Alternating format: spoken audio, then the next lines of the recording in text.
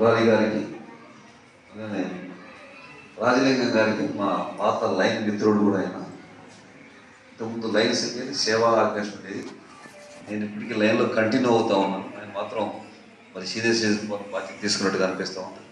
రాజలింగం గారి కూతురు, మా మొదటి కూతురు, ఇద్దరు కూతురు కూడా చాలా మంచి ఇద్దరు కూతురు మా స్టూడెంట్స్ కూడా ఇద్దరు కూతురు.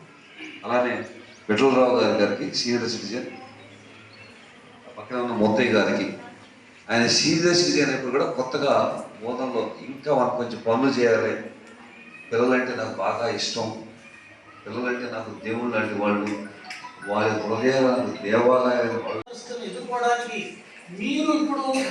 మీరందరూ కూడా ఒక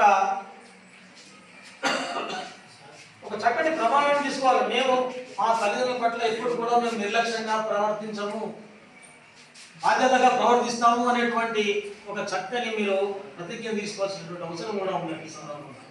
అది ముఖ్యంగా మీరు చేయాల్సిన గొప్ప పని. ఏది చేసినా మనం మన కన్న తల్లిదండ్రులను మర్చిపోకూడదు, పెద్దల్ని గౌరవించడం మర్చిపోకూడదు. ఇలాంటి విషయాల పట్ల చాలా జాగ్రత్తగా ఉండాలి. విద్య నేర్చుకోగానే విద్య మనకి ఏంటి, పుస్తక జ్ఞానం సరిపోదు. విద్యతోని వినయం రావాలి, వినయంతో సంస్కారం కూడా అలవాటు రావాలి, నేర్చుకోవాలి. ఈ రోజు ఉన్నటువంటి విద్యా విధానంలో సంస్కారం గురించి ఏం పెద్దగా చెప్పట్లేదు. ఆ సంస్కారం అనేది మనం ఇంటి నుంచే నేర్చుకోవాలి, తల్లిదండ్రుల నుంచే రావాలి.